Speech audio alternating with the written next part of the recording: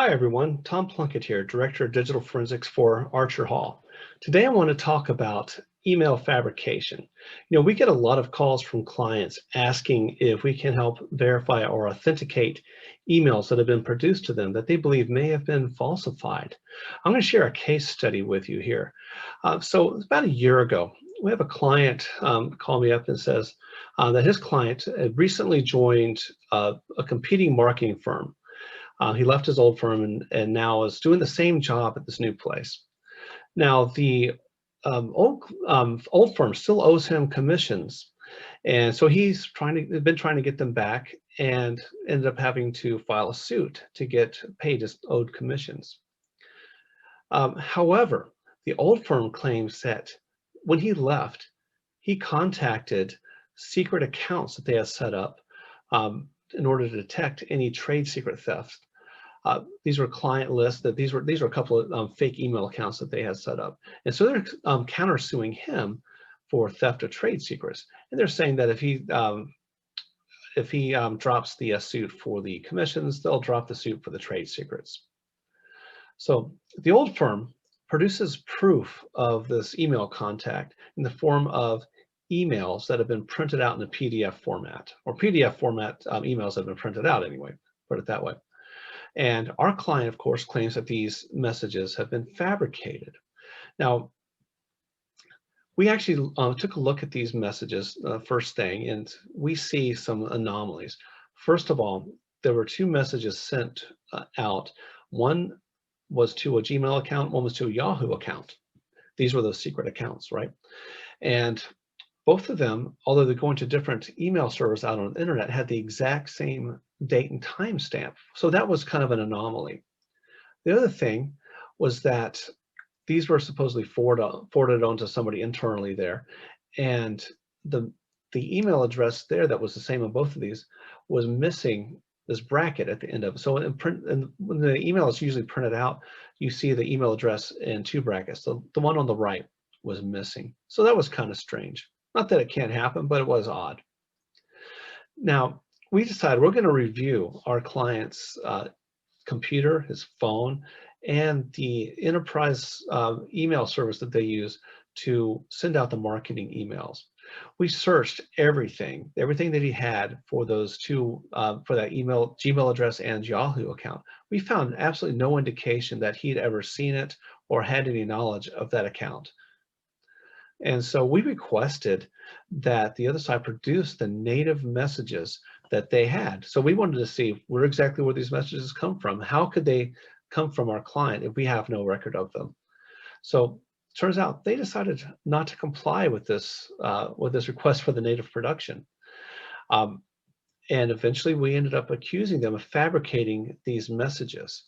And once that accusation got out there, the other company decided to drop their case and actually pay our client's commission. So that's our case study. Now, I want to talk about what would we have done had we actually received those native messages. I'll show you a couple examples. So really just one example of a message I created back in April as a demonstration. So we see here, this is something that's date sensitive. It says it's very important that you remember you received this date April 21st before 2020. All right, so now I've taken this message and I've modified the internal information just a little bit. So now we see it looks the same thing. We have the date sensitive subject, same content in the message. We see a different date though, Thursday, April 30th, 2020 at 11:55. So it looks like, yeah, this looks like maybe it came out after the time that this person said it was really important to remember you received it.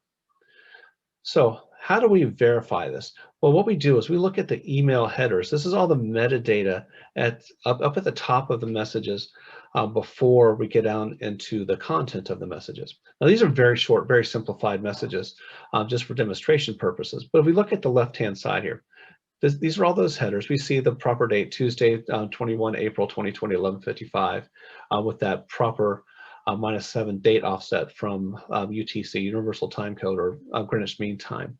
We see the same message here in text. It's very important to remember. And then we also see down here, second version is very important to remember that you received this message April 21st. Now this is a second version. It's in HTML. So a lot of email clients like Microsoft Outlook being an email client will show that HTML version versus the text version, depending on your settings. Now let's take a look at this one over here on the right. This is the headers for the second message that I modified. So note the date, Tuesday, 30 April 2020. So that's what we saw there in the original message or the second message, except it says Thursday. So what's going on there?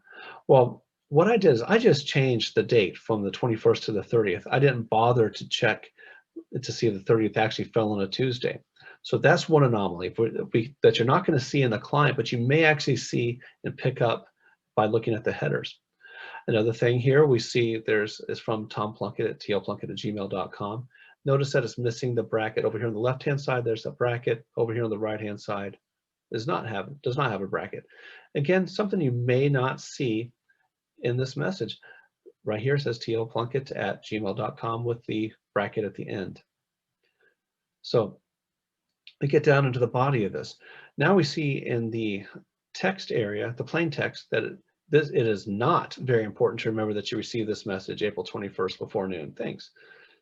So that's kind of odd. Well, you wouldn't normally see that. And we also still see that it is very important to remember. So we have some conflicting body information. That's another place to look at. Now note that we don't see that here. We don't see that somebody's modified this.